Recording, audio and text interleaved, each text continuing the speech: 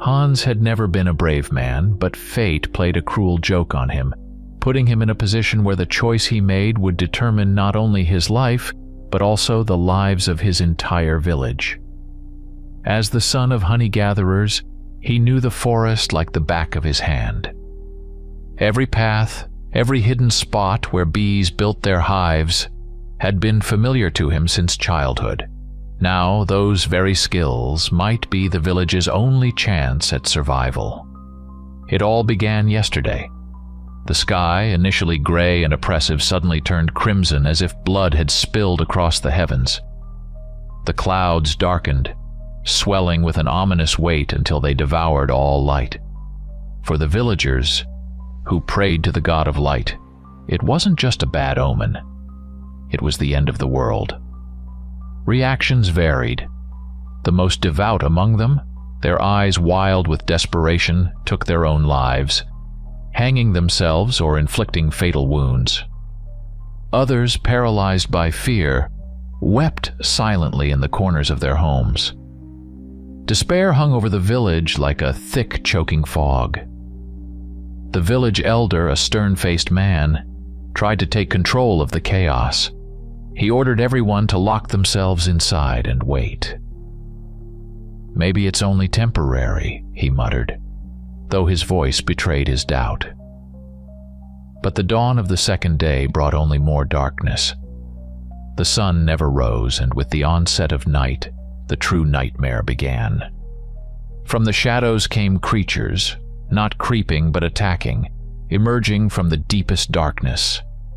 Their movements were quick, unnatural, and the sounds they made seemed to erupt from the depths of hell. The villagers sought refuge behind the stockade, but the monsters circled it like predators stalking their prey. Food supplies dwindled quickly, and it became clear they wouldn't last. To starve or to venture beyond the stockade meant the same fate, to become fodder for the beasts. On the third day, the elder called a meeting. The gathering was chaotic, people shouting, blaming one another, grasping at fragments of hope. Yet no one had a plan. That's when Hans stepped forward. "I know the paths," he said, his voice trembling, but his eyes holding a strange, calm determination. "I can guide us through the forest to the main road. It leads to the fortress city." Silence fell, then whispers.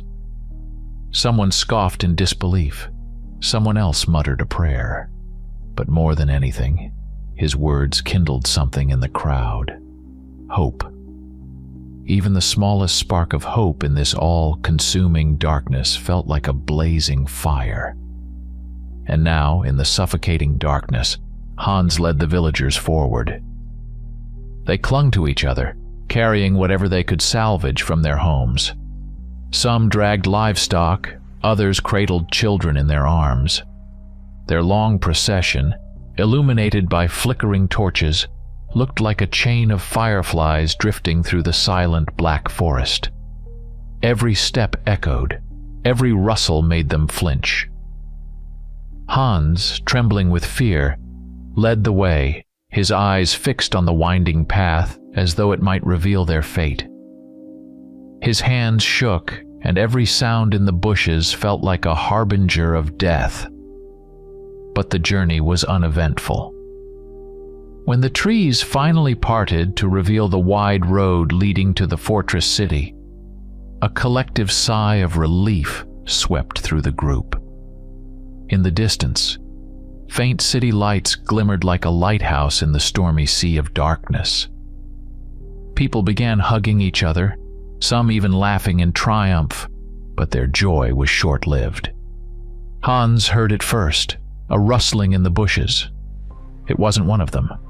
The sound was too heavy, too fast. He raised a hand and the entire group froze. Even the most frightened children fell silent, sensing the tension. The rustling came again, this time from the opposite side. Someone let out a stifled scream but quickly clamped their hands over their mouth, realizing that making noise now was as good as inviting death. The villagers formed a tight circle, holding their torches high to cast as much light as possible. but the glow barely reached beyond their immediate surroundings. Beyond the circle of firelight lay absolute darkness, thick and menacing. And within that darkness, shapes began to emerge. Monsters. They were of all shapes and forms, as if spawned from the mind of a twisted artist, one with spider-like limbs, another with a contorted body like a broken marionette. They circled the group, watching, waiting. Their strategy was clear: wear down their prey with fear, biding their time until the villagers were too exhausted to fight back.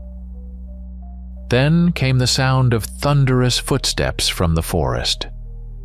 The ground trembled as if an army approached, but it was a single entity. The villagers stood frozen, too terrified to imagine what was coming. From the shadows it emerged. An enormous creature, frog-like in shape, but towering taller than any house.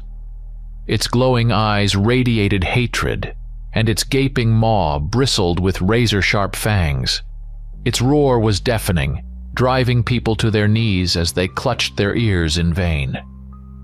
The beast lunged toward the group, ready to strike, but suddenly a silver blur shot out from the darkness.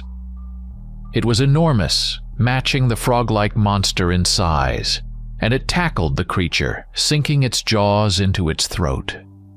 A brutal battle ensued, shaking the ground and filling the air with the sounds of tearing flesh. The fight ended quickly. The monstrous frog fell, convulsing in its death throes, its severed head rolling across the ground like a gruesome trophy. The villagers barely had time to catch their breath before they realized the danger was far from over. Though the monsters hesitated, seemingly unsettled by the larger creature's defeat, they didn't retreat. Suddenly, a blinding orb of light erupted above the field, illuminating the entire scene like a miniature moon. The sight before the villagers was horrifying. Hundreds of monsters surrounded them in a dense, inescapable circle. And then out of the forest they came. Real people, fighters, wielding death like a weapon against the monsters. A young man with curly black hair moved like lightning, his black spear piercing one beast after another. Beside him, another fighter. His body covered in tattoos, wielded twin daggers that sliced through the air with such speed, it looked like he was dancing. Thick vines erupted from the ground, binding monsters in place like iron chains. In another part of the battlefield, a massive bear stood. It wielded no weapons, but its sheer strength and crushing blows turned monsters into mangled pulp. Not far away, a monk wearing a straw hat sat atop a donkey, casting spells that made the earth erupt in flames, incinerating the creatures. But the most striking figure of all was a knight in shining silver armor, whose blows were so powerful they felled several monsters at once. When the last monster fell, silence blanketed the field. Hans stared at these warriors, their confident movements, their unwavering strength, and for the first time in what felt like an eternity, he felt something he hadn't dared to hope for: genuine hope. These weren't just fighters. They were humanity's defiance against the darkness, and they were winning. Richard stood amidst the countless bodies of slain monsters, their grotesque forms strewn across the field in a dense, unbroken ring around him. The creatures lay motionless now, reeking of decay. It seemed as though their numbers were infinite. When will this end? He wondered, wiping sweat from his brow.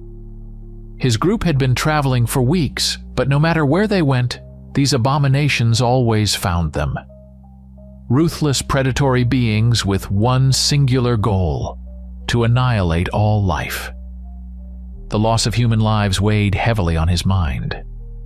How many families had been torn apart by fangs and claws? How many communities had vanished into the void?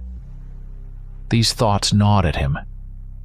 But Richard knew one thing for certain: As long as he was alive, there was hope for others. Recently, the king had issued a decree commanding knights, mages, and fighters to assist in rescuing survivors and escorting them to fortress cities. It was a wise mandate, both morally and economically. In a world consumed by darkness, every pair of hands mattered. Laborers could sustain production, farmers could cultivate food, and warriors could defend humanity's final bastions. The fortress cities had become symbols of hope. Thanks to the Order of the Golden Tower, these strongholds were equipped with devices that mimicked the sun. Enigmatic and fueled by ancient magic, these constructs emitted light and warmth, enabling crops to grow even under the eternal night. The light also repelled the monsters, making the city's sanctuaries amid an ocean of shadows. Beyond the city walls, however, the situation worsened by the day. Temperatures continued to plummet, frost crept deeper into the land, and animals, like the plants, began to perish. Mass extinction loomed. Richard understood that sooner or later resources would run out, and humanity would face an even more harrowing dilemma. In the meantime, the monsters reigned supreme. No one knew where they came from. It was as though the darkness itself birthed their endless hordes, sending wave after wave to wear down humanity. Gripping his sword tightly, Richard scanned his surroundings. His thoughts drifted to the events that had brought him to this journey. He, Finn, Lance, and Balthazar had decided to visit Agna before setting off again. Time was pressing, and they knew their stay had to be brief. A member of the Order led them to the house where she rested. Inside, they found Agna hastily donning her armor. She froze when she saw them, her expression shifting to one of surprise. Lance was the first to break the silence. "It's over," he said. Finn nodded to confirm, while Balthazar moved further into the room and collapsed wearily onto a nearby chair. Agna, slightly flustered, asked, "What happened? Can you tell me?" For some reason, she avoided looking directly at Richard. That stung, but he said nothing. Balthazar gave a brief recount of their ordeal and explained that they would need to separate once again. Agna frowned, her confusion hardening into determination. Clenching her fists, she seemed to recall her own moments of helplessness and resolved to grow stronger so she could stand as their equal. "It's time to go," Balthazar finally said, rising to his feet. The farewell was warm. Agna unexpectedly embraced the old man first, then Finn, who returned the gesture with a grin. Even Lance, whom she usually disliked, received a quick but genuine hug. When she turned to Richard, however, all she managed was a curt, "Goodbye." An ache settled in Richard's chest. Why was she so distant? Was it his changed appearance, or was there something else? They began to leave, but as Richard approached the door, Agna caught up to him. Grabbing his hand, her cheeks flushed as she locked eyes with him. Her gaze was intense, yet sincere. At that moment, Richard couldn't help but notice how beautiful she was, something he'd never truly considered before, back when he bore the form of a wolf. "Take care of yourself," she said, her voice trembling. "I hope we meet again soon, and you'll tell me all about your adventures." Richard smiled, resting a hand on her head and tousling her hair lightly. "I promise." She pouted, swatting his hand away in mock annoyance, but then broke into a smile. Richard returned the smile before turning to leave. Meanwhile, the Order of the Bright Flame was undergoing turmoil. A new leader had been swiftly appointed, but the former head was declared a traitor. Alongside him, the Grand Master of the Mages' Tower and his closest aides were marked as fugitives. Richard suspected he might cross paths with them again, though under what circumstances he couldn't say. Their path now lay to the east, toward the lands where Lance's kin might still dwell. These beings, belonging to a unique race, were thought to hold knowledge of the encroaching darkness, and perhaps the power to combat it. As they left the stone walls of the city behind, Lance reached into his saddlebag and retrieved a small box. Balthazar, always observant, leaned forward, curiosity lighting his eyes as he watched. Lance opened the lid, revealing a glowing needle. Its metallic surface shimmered as if alive, pulsating with an inner light. Before anyone could speak, the needle suddenly lifted into the air. Lance appeared unfazed, as though expecting this, and extended a finger. The needle pricked him, drawing a single drop of blood that it absorbed. The glow intensified, almost blinding in its brightness. Moments later, the needle began to whirl in mid-air, leaving a faint trail of light behind it, and slowly pointed eastward. "Where did you get that?" Balthazar asked, his tone attempting to mask admiration. Lance paused briefly, then replied, "I found it in the temple within the tree. It seems it's meant to guide me back to where I come from." No one pressed him further. They had long grown accustomed to the peculiarities surrounding Lance, accepting this as just another sign of his otherworldly nature. Their journey soon brought them face to face with horror. On a narrow road hemmed in by a dark forest, they came upon a group of peasants who had been attacked by monsters. The creatures, once a mortal threat, now lay dead, their grotesque forms mangled by the weapons of Richard and his companions. The peasants, though shaken, were alive. Richard, gripping his sword, approached the group of survivors, his keen eyes scanning them for injuries. "Are you all right?" he asked, his voice steady but laced with concern. A man, clearly the leader of the group, collapsed to his knees, his trembling hands reaching out toward Richard. "Thank you. You saved us. We were doomed." Richard extended a hand and helped the man to his feet. "Don't thank me," he said. "Stick together and head toward the city. Follow the glowing orb. It will lead you to safety. As long as it's with you, the monsters won't come near." The peasants fell to their knees again, calling him a savior. Richard shook his head, visibly uncomfortable with their gratitude. "Stand up. The road is long and you need to keep moving." The glowing orb floated ahead, lighting the path. It seemed almost sentient, carrying an air of responsibility as it guided the peasants through the darkness. Though weary, the survivors quickly fell into line, following their ethereal protector. Richard turned back to his companions. "Well, let's move. Time doesn't wait for anyone." The needle hovered nearby, spinning impatiently as though urging them forward. Each of them mounted their steeds. Richard and Lance on Enzio, the nimble and loyal steed, while Balthazar and Finn rode Fury, the towering bear whose strength was matched only by its patience. The needle soared higher, its radiant light cutting through the oppressive gloom.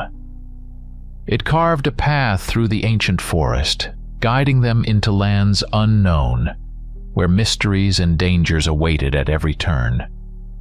Their journey continued, carrying them across endless plains and treacherous mountain passes. Each mile was a battle. The oppressive darkness absorbed even the brightest torchlight, and the temperature plummeted, chilling the air to a biting, knife-sharp cold. Along the way, they encountered others in need, peasants searching for shelter, families who had lost everything to monstrous attacks. Richard and his companions helped as much as they could, despite the delays it caused. The glowing needle seemed impatient, occasionally pricking Lance as if to remind him of its urgency. Each time it absorbed a drop of his blood, flared brighter, and pointed them onward. After 2 weeks of relentless travel, they stood at the edge of a vast chasm. Before them loomed a massive stone wall, split by a deep fissure. The wall stretched so high that its peaks vanished into the shroud of eternal night. The ancient stone was weathered and scarred, marked with faint enigmatic symbols barely visible in the torchlight. The fissure itself was narrow, a jagged wound in the earth's surface. An icy wind blew from its depths, so piercingly cold it burned their lungs with each breath. The entrance resembled the gaping maw of a primordial beast, poised to devour them. "That's the way," Lance said, gazing at the needle. It hovered before the fissure, glowing with a near-blinding light, leaving them no other choice. They left their mounts at the entrance. Enzio growled in protest, displeased at being left behind once again, but Richard patted the beast's flank soothingly, promising a swift return. Balthazar's donkey, by contrast, seemed overjoyed to be excused, prancing off to nibble on a patch of grass. The monk chuckled and instructed Enzio to keep an eye on his steed. The animal, as if understanding, wagged its tail and barked in agreement. The group began their descent into the chasm. A narrow path wound downward, flanked by towering walls of black stone. The torchlight illuminated only a few feet ahead, leaving the rest in an impenetrable gloom. Their footsteps echoed ominously, amplifying the suffocating sense of isolation. Shadows danced on the walls, twisting and shifting as though alive. Every sound, from the faint whisper of wind to the crunch of gravel underfoot, seemed unnaturally loud. Richard kept glancing back, unease growing with each step. As the walls of the chasm stretched endlessly upward, he began to notice peculiarities. Strange openings, cave-like holes, dotted the stone high above. They were too uniform, too precise to be natural, and they lined the chasm like hollow, staring eyes. "Something isn't right," Richard murmured, holding the glowing orb higher to cast more light. The group moved cautiously, their senses heightened. The narrow confines amplified every shuffle and whisper, and a frigid breeze occasionally swept through, carrying faint, unsettling noises that sounded like distant whispers. Then, a new sound broke through, the faint flutter of wings. It was heavy, as if leather sails were beating against the air. Richard spun around, raising the orb higher to illuminate the shadows. His eyes scanned the darkness, but he saw nothing. "Stay close," he ordered, his voice steady but tense. The sense of being watched was overwhelming. Something moved in the darkness, swift and serpentine, evading the light. The tension snapped when, as they crossed another narrow section, a sudden, powerful wing beat sounded directly behind Richard. He reacted instantly, spinning and swinging his sword in a single motion. The blade struck something solid, sending it crashing into the wall. A sickening thud followed as the creature slumped to the ground, leaving a streak of blood on the stone. Approaching cautiously, they found the grotesque form of their attacker. It was a winged abomination, a horrifying blend of bat and goblin. Its leathery wings twitched, and its gaping, tooth-filled maw emitted a faint, pitiful hiss. As it writhed, a piercing, shrill scream erupted from its throat, a sound like a cornered rat's final cry. The scream echoed through the chasm, reverberating endlessly until it was answered by a chorus of similar cries. The sound grew, layering into a deafening cacophony. Then came the hum, a low, ominous vibration, like the distant rumble of thunder. "Prepare yourselves," Richard said hoarsely, tightening his grip on his sword. As if on cue, the chasm erupted with movement. From every hole and crevice in the walls, the creatures poured forth, hundreds, perhaps thousands of them. They swarmed the air like a plague of monstrous insects, their crimson eyes glowing and their fanged maws glinting in the torchlight. The horde attacked in unison, descending upon the group in a tidal wave of fury. Richard's sword blazed with a blue light, as he channeled druidic magic. Each swing unleashed waves of energy, creating bursts of light that felled the creatures on contact. Bodies fell to the ground in heaps, but the onslaught showed no signs of abating. Lance fought beside him, his spear a blur as he spun it with deadly precision. It became a vortex of steel, piercing the monsters with each rotation. His movements were almost graceful, a deadly dance that left a trail of corpses in its wake. Balthazar raised his staff, summoning beams of silvery light that surged through the horde. The moonlit blasts obliterated dozens at a time, the radiant energy reducing the creatures to ash. Finn summoned thick vines from the ground. They snaked upward, ensnaring the winged monstrosities and immobilizing them. Trapped, the creatures became easy targets for sword and spell alike. The battle raged on, the air filled with the sound of beating wings, shrieks, and the crackling of magic. Blood and viscera splattered the narrow path, turning it into a grisly scene of carnage. Yet the group held firm, their teamwork unshakable as they cut through the seemingly endless horde. Finally, the tide began to turn. The remaining creatures screeched in panic and retreated, vanishing into the darkness of their burrows. Silence fell over the chasm, broken only by the soft drip of blood onto stone. The battlefield was littered with the bodies of the slain, a grim testament to the ferocity of the fight. "Why is it that wherever we go, some kind of creatures always come at us?" Richard grumbled, wiping dried blood off his sword. His voice was full of irritation, but there was exhaustion in it too. The others merely smirked. Each of them knew that complaining was pointless. This world no longer belonged to humans. Darkness had taken nearly everything, leaving behind only monsters, cold, and an unending struggle. They pressed on through the narrow canyon, where the corpses of winged beasts still littered the rocks, and the stench of death lingered in the air.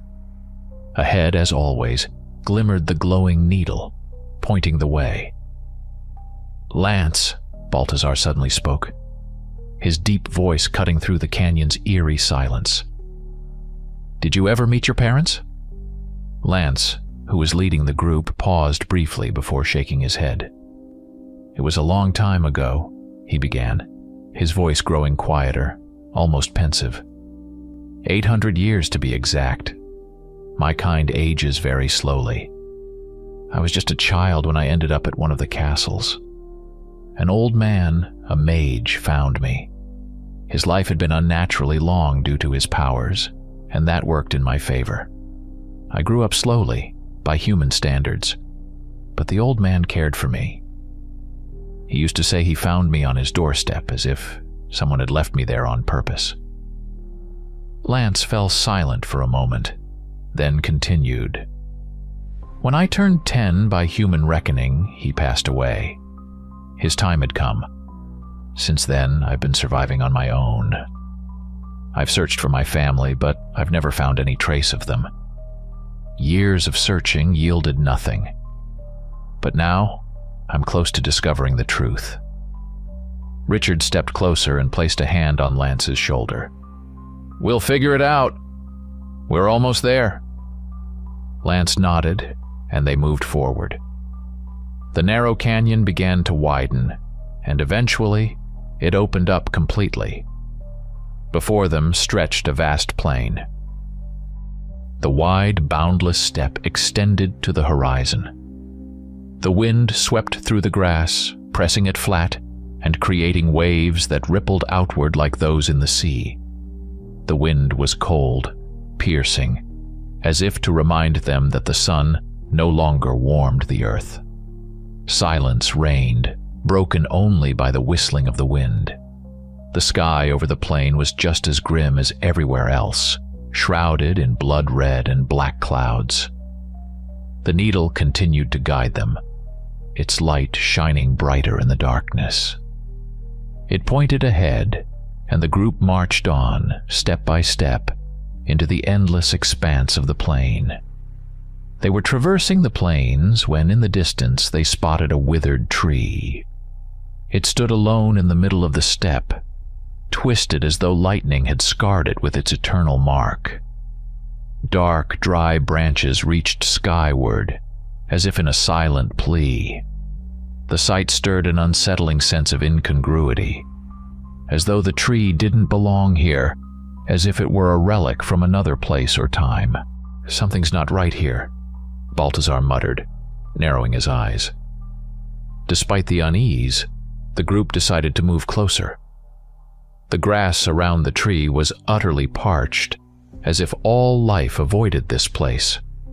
As they approached, the ground beneath their feet began to tremble.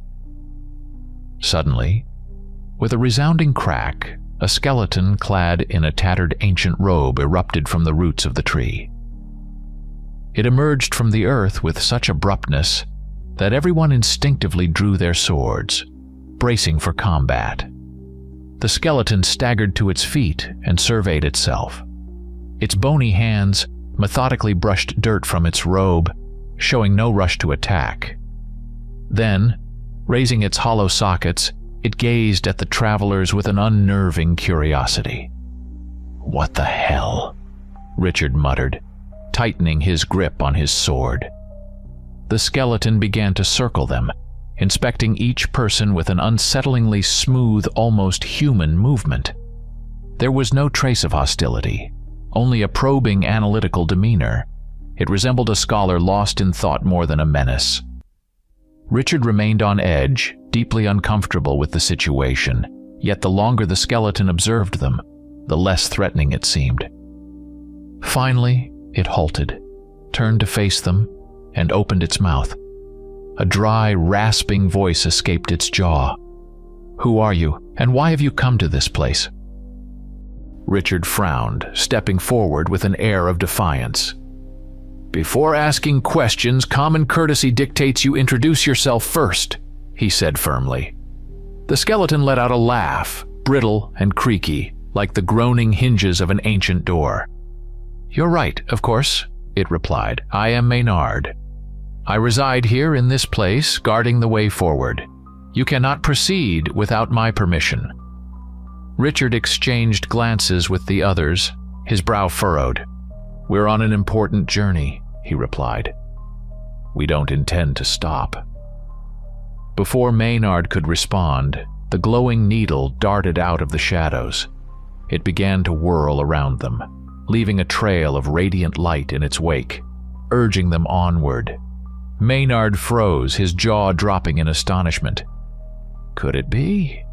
he murmured, his voice trembling. "Among you? Is there a descendant of our bloodline?" He scrutinized each of them intently, his empty sockets lingering on Lance. Raising a bony finger, he pointed directly at him. "You? You are the last of the Adel line." Maynard stepped closer, his gaze fixed on Lance with a mixture of awe and exhilaration. His voice grew louder, tinged with a joy that bordered on reverence. "It's really you! Hey, get up, all of you! Our descendant has come! At long last!" At his words, the earth began to quake again. One by one, more skeletons emerged from the ground, around 20 in total, each clad in a time-worn robe. They rose slowly, laboriously, shaking off the dirt that clung to them. Some of the skeletons grumbled and shot wary glances at the strangers. But the moment Maynard's words reached them, their demeanor changed entirely. They began to leap with joy, their bones clattering like wind chimes, their movements strangely animated. "The descendant of the Adal line," a chorus of voices rang out. "At last he is here." The skeletons celebrated like children receiving long-awaited gifts. One even made an awkward bow toward Lance. Maynard raised a hand to silence them. "You are our salvation," he declared, his gaze steady on Lance. "Come, I will show you the way." The skeletons parted, forming a pathway. With a gesture, Maynard beckoned them forward, and the group, wary but intrigued, followed this peculiar guide. drawn onward by ancient magic and the promise of long-buried truths. Maynard continued his tale, his voice calm but carrying an undertone of profound sorrow. "The gods of these lands are indeed powerful," he began. "But to enter a foreign world freely, two conditions must be met: immense energy and an invitation from someone of great power residing in that dimension. That's how we managed to escape here, fleeing the clutches of the devourers." He paused, as though recalling long-buried memories. "But when we arrived, we discovered that this god was cruel. His essence contradicted everything we believed in. We defied him, and in his wrath he cursed us. That is why we bear this form." Lance nodded, his expression thoughtful. "I see.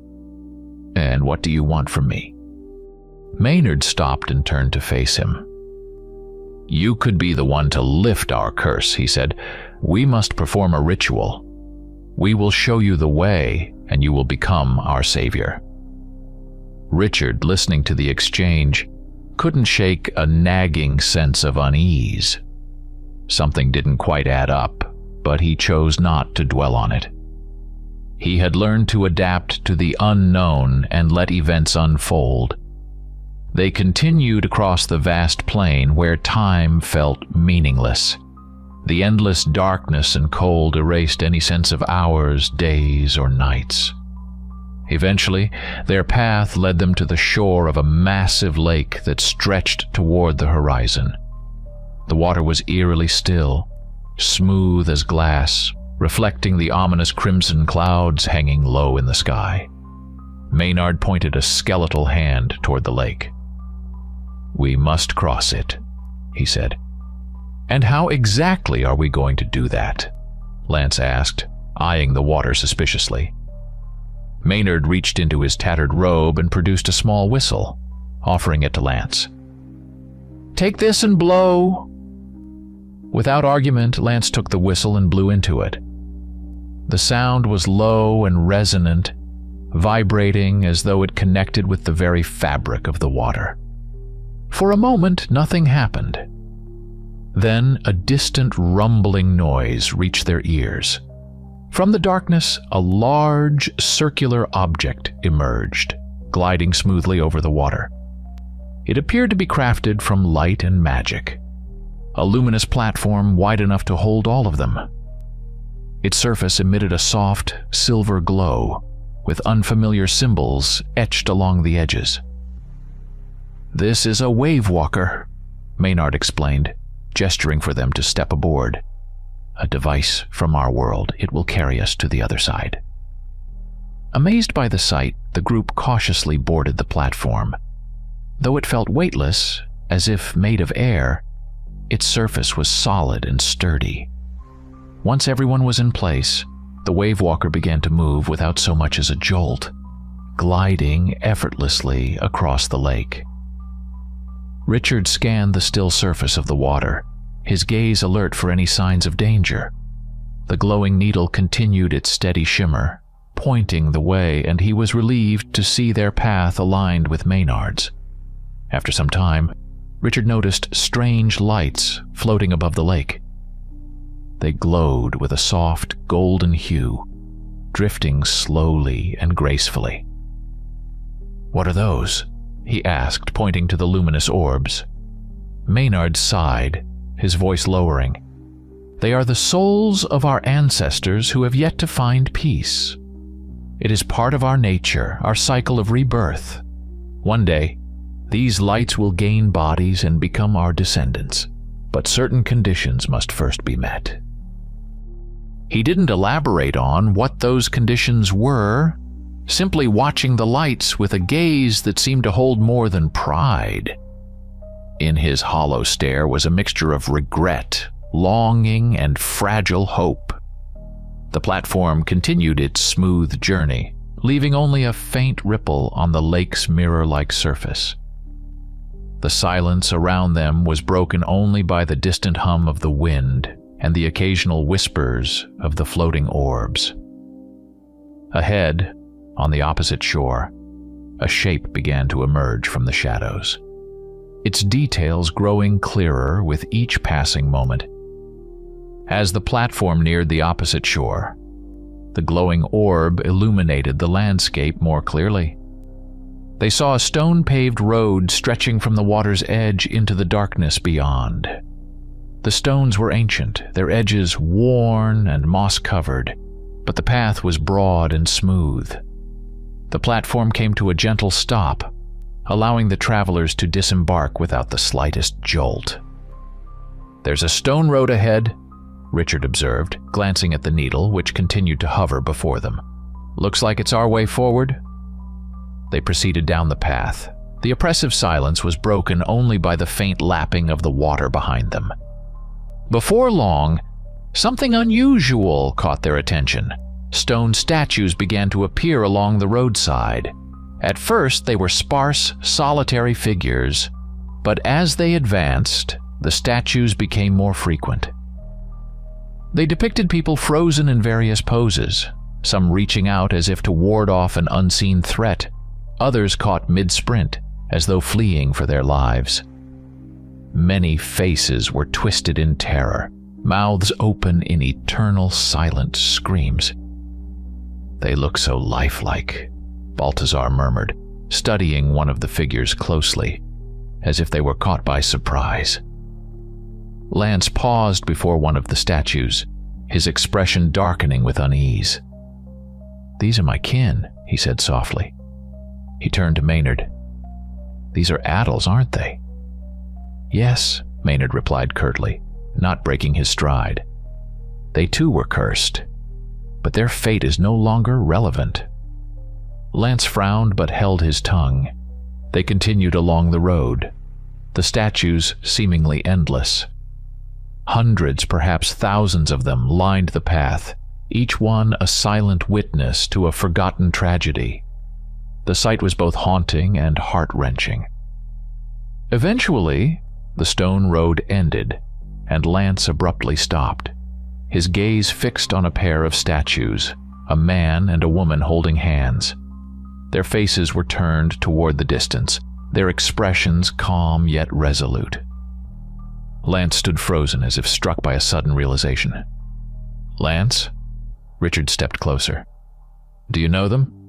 Lance shrugged, his eyes never leaving the figures. "They remind me of someone," he said quietly, "but I can't be sure."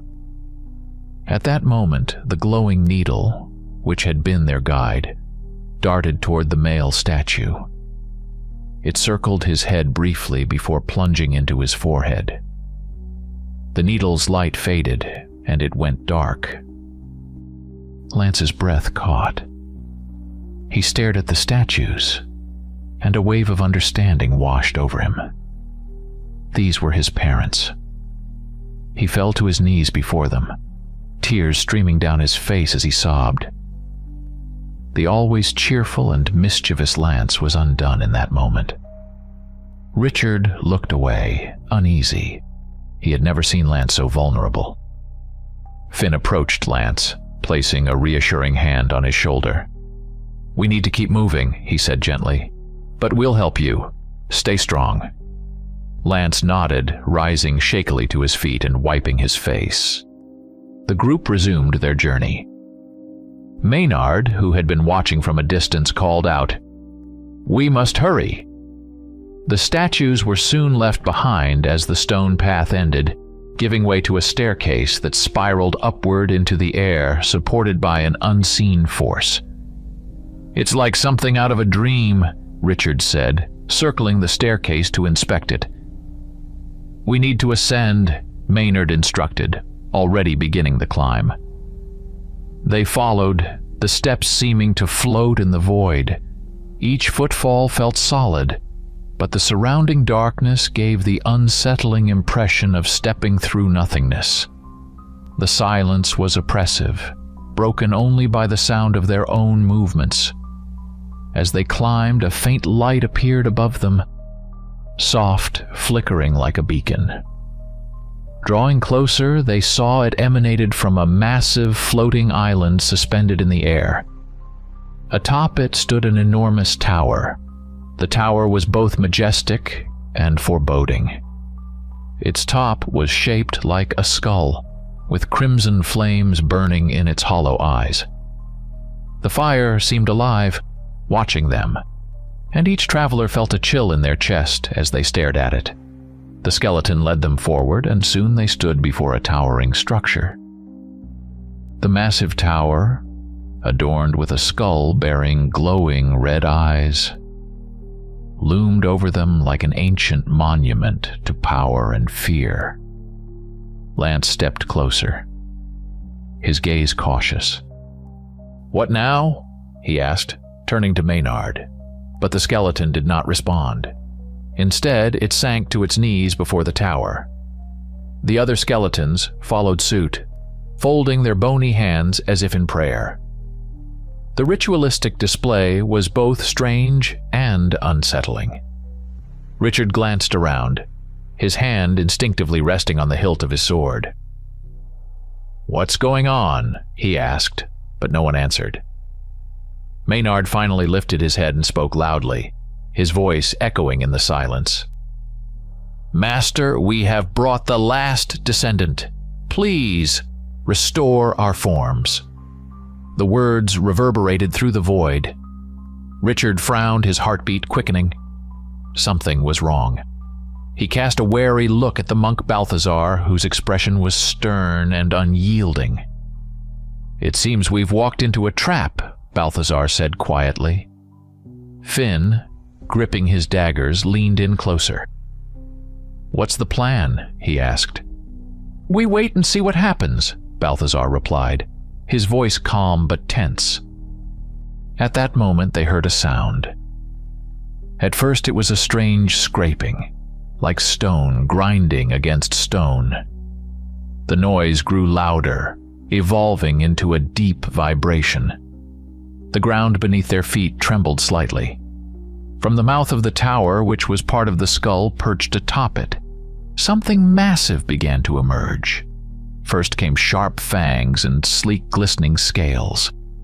The head of a gigantic serpent as large as a carriage slid into view. Its glowing red eyes burned with an unnatural light, and a skull symbol etched on its forehead pulsed with arcane energy. The serpent's scales shimmered in the flickering light surrounding the tower. They were as black as the night, with a faint purple sheen. The creature's eyes gazed at the travelers with an intelligent, menacing interest, and its forked tongue, sharp as a blade, flicked out occasionally to taste the air. The snake continued to slither out, wrapping its enormous body around the tower. Its movements were smooth yet unnaturally swift for a creature of its size. The stone walls of the tower seemed to groan under its weight. Loop by loop, it coiled itself tighter around the structure until it finally stilled. Its massive head hovered directly in front of the group. It leaned in closer, studying them intently. Despite its size, the creature's movements were eerily graceful.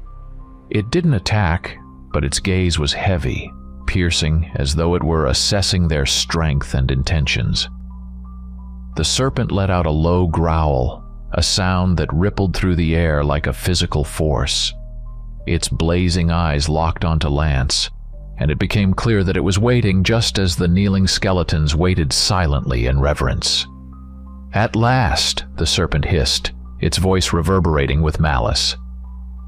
"I've found you, the last of the traitors. Recently I dealt with one who thought he could escape me, but judgment caught up to him in the end. Your bloodline must pay for its sins."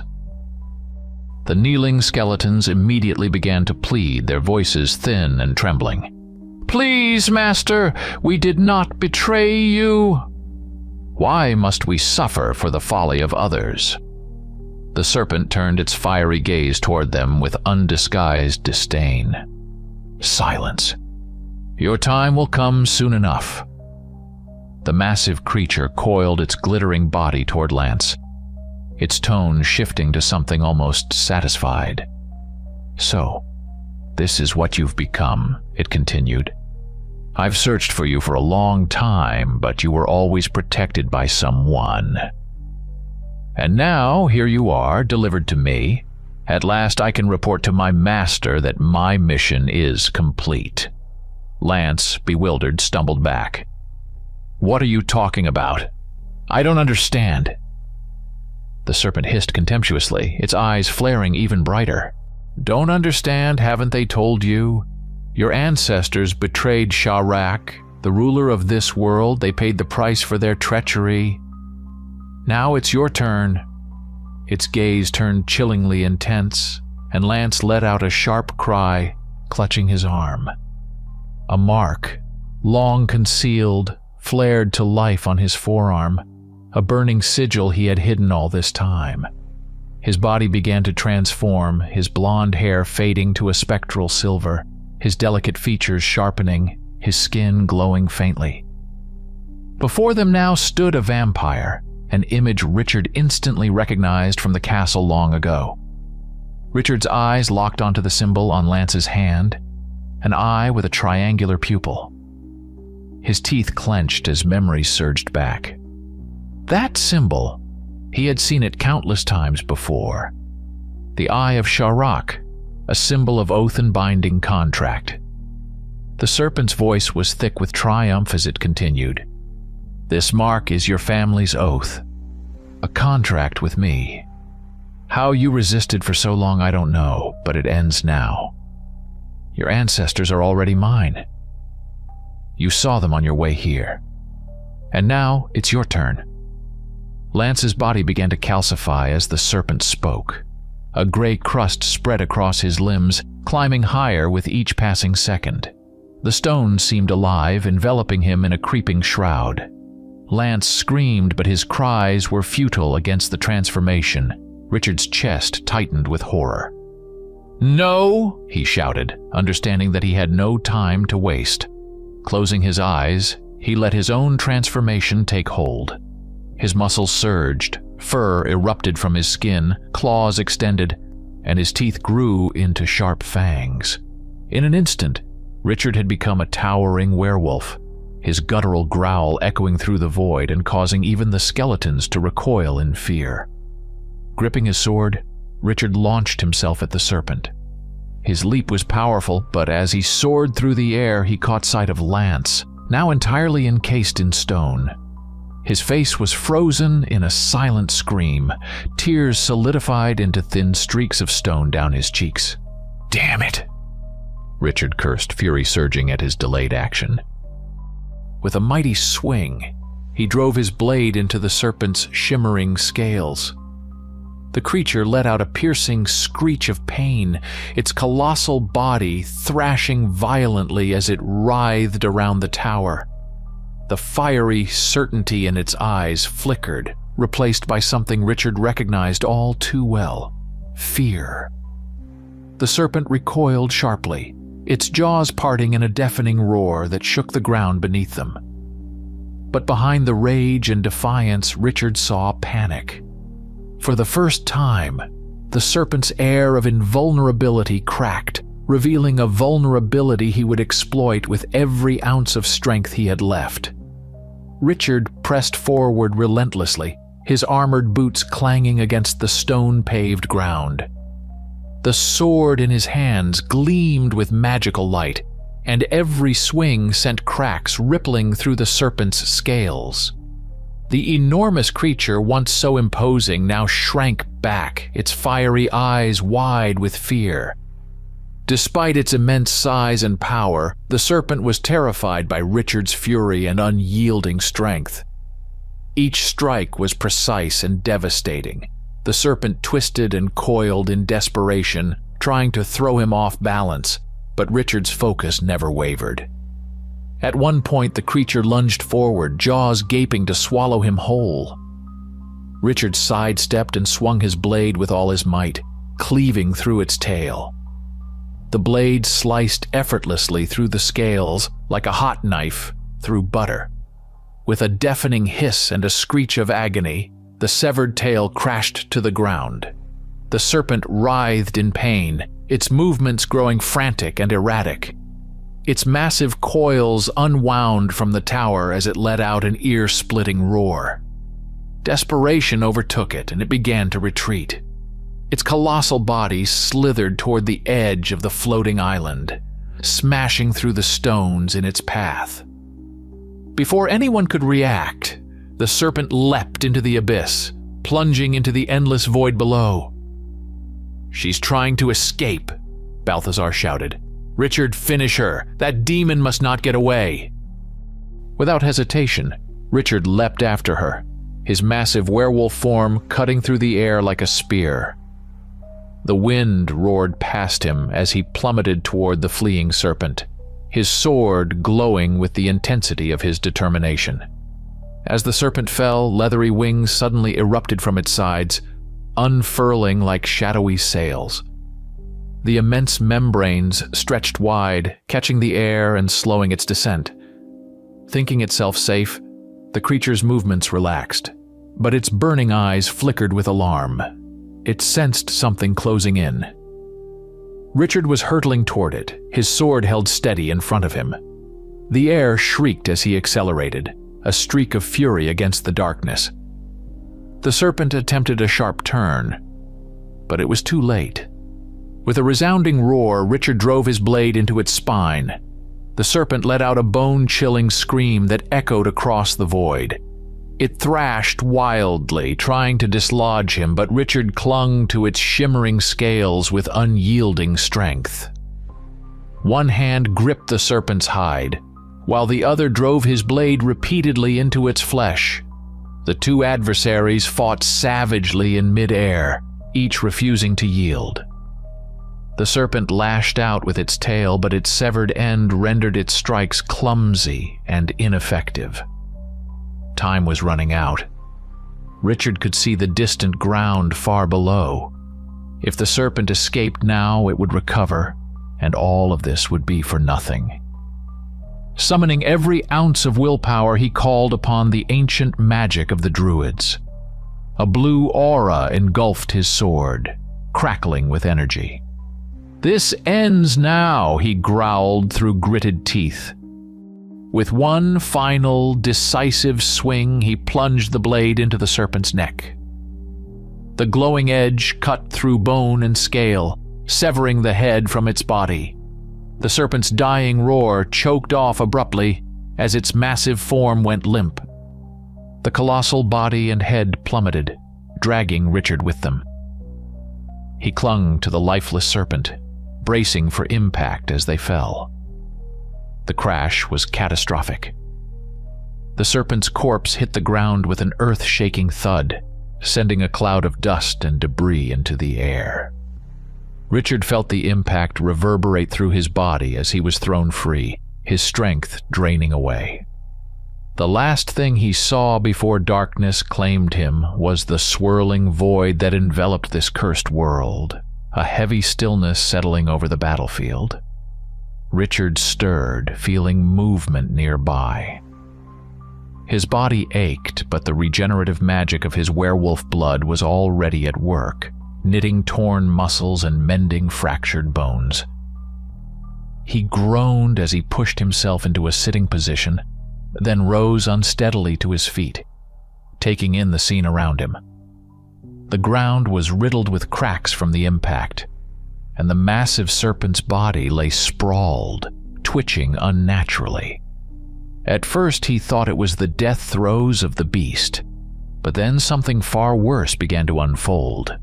At the site where its neck had been severed, the wound started to pulse and swell.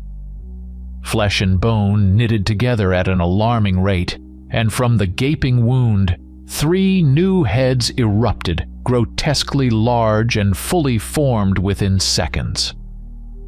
By the time the transformation stopped, Richard found himself face to face with a 3-headed hydra. Each head had its own set of burning, malevolent eyes and gaping jaws filled with razor-sharp teeth. The creature's body had also transformed, now sprouting muscular clawed limbs that tore into the earth and vast, bat-like wings that stretched wide, their dark membranes rippling as though eager to take flight. "You have forced me into this form," growled one of the heads, its voice low and menacing. "You are strong, stronger than most. Who are you?" Richard said nothing, his grip tightening on his glowing sword as he assessed the towering monstrosity. "Wait!"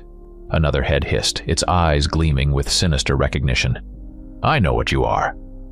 A lunar warrior, aren't you? My master warned us about your kind.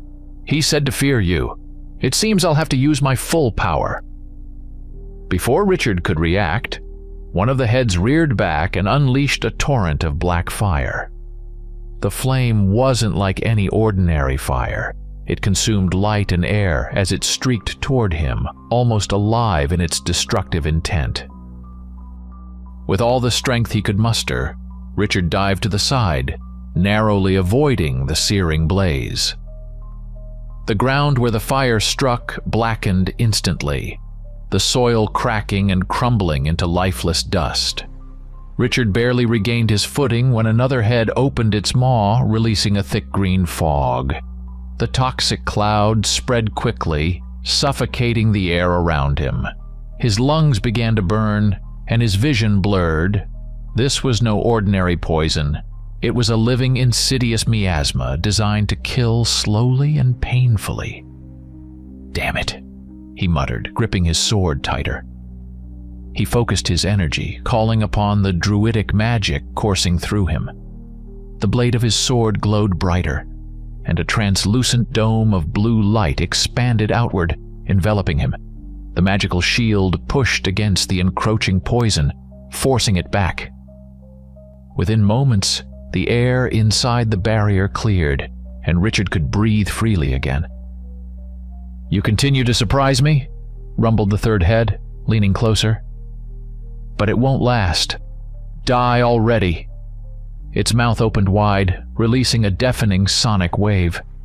The air around Richard vibrated violently, and the earth beneath his feet cracked under the force.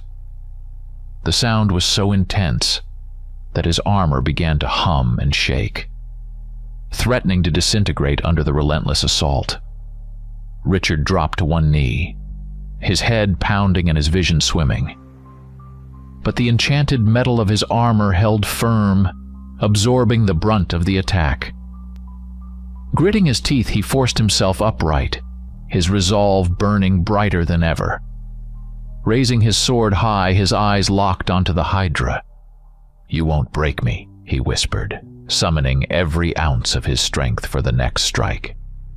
The hydra roared in frustration, its three heads snapping in unison. It had expected its attacks to crush him, but Richard's resilience had thrown it off balance. Now it was his turn to strike. Richard charged forward, weaving between the hydra's snapping heads as they lunged, spitting fire and venom. His movements were precise, each step calculated, as though he could predict the beast's every strike. The glowing blade in his hand hummed with power, and when he got close enough, he swung with all his might. The magical sword arced through the air, severing one of the hydra's heads. The dismembered head hit the ground, disintegrating into ash. But Richard didn't stop. He spun on his heel, delivering another swift slash that took off the second head, then the third. The creature let out an ear-splitting roar, its massive body thrashing as black molten blood poured from the stumps. For a moment, it seemed as though victory was his.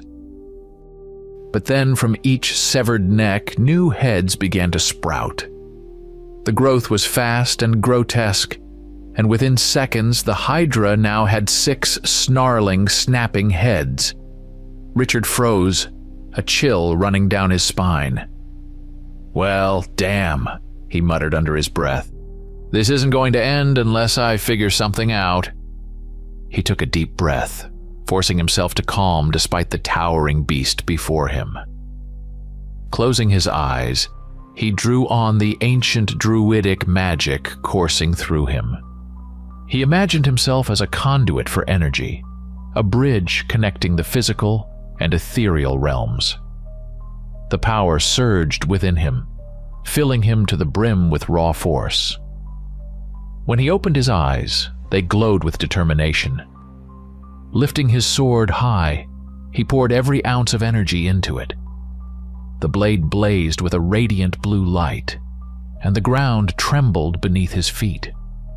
With a roar of his own, he launched himself at the hydra, swinging with all his might.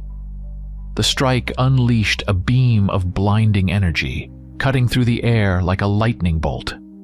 The light engulfed the hydra, illuminating the surrounding landscape for miles. The air crackled with energy, the very fabric of reality seeming to strain under the force of the attack.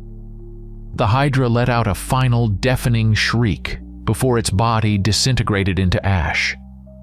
The wind carried the remains into the void, scattering the creature's essence. Richard stumbled back, his chest heaving. The explosion of power had sent him tumbling far from the stairway, and every fiber of his being ached. But the magic still lingered in his veins, a faint hum of vitality keeping him upright. Summoning a small orb of light to guide him, he began his slow journey back.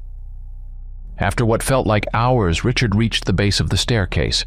To his astonishment, Lance stood there, alive and whole, his spear in hand. "You're alive!" Richard exclaimed, relief flooding his voice. Lance nodded, his face a mixture of gratitude and disbelief. "Thanks to you, you saved me." Just another day," Richard replied with a wry smile. They both laughed, the tension of the battle momentarily easing. Their attention was drawn to figures approaching from the shadows. As they came closer, it became clear that these were the statues Richard had seen earlier, now freed from their stone prisons. They were alive. The freed beings were stunning, their golden hair flowing like molten silver, their luminous skin radiating a soft inner glow. Their features were elegant, almost otherworldly, and their eyes, shades of deep blue and gold, carried the weight of centuries of suffering. Their garments shimmered, shifting between white and gold, adorned with intricate runes and symbols. Lance's eyes widened as he recognized a man and woman among the group. Their faces lit up with joy and relief as they approached him. "Adrain, is it really you?" the man asked, his voice trembling. Lance froze, unable to respond. The pair drew closer, embracing him tightly, their faces etched with both sorrow and elation. More figures descended the staircase. These newcomers, though alive, carried an air of shame and fear. Their heads were bowed, their steps hesitant. From the crowd, a commanding figure emerged, a tall man with sharp, stern features. He was their leader, and his gaze was cold as he addressed the group. "You are traitors," he declared. At his signal, warriors surged forward, binding the ones who had descended. They were led away, their faces stricken with guilt. The leader turned to Richard and bowed deeply. "Thank you. It seems we owe you our freedom. I am Tarjan Virael." "Richard," he replied, nodding toward Lance. "I was just helping a friend." Virael's piercing gaze landed on Lance before softening slightly. "You've saved our descendant and freed us. How can we repay you?" Before Richard could answer, Balthazar stepped forward. "We need your aid in the fight against Sharak. That is how you can repay us. He is your enemy, as much as he is ours." Virael's expression darkened, his eyes lifting to the eternal night sky. "The endless night is upon us. The final battle is near. We will prepare. But first, you must find others who can join this fight. They are out there, still alive." Turning back to Richard, Virael added, "You're the one who can do this." Richard sighed, his exhaustion evident. Glancing around at the expectant faces, he let out a weary chuckle. "Of course. Who else, right?"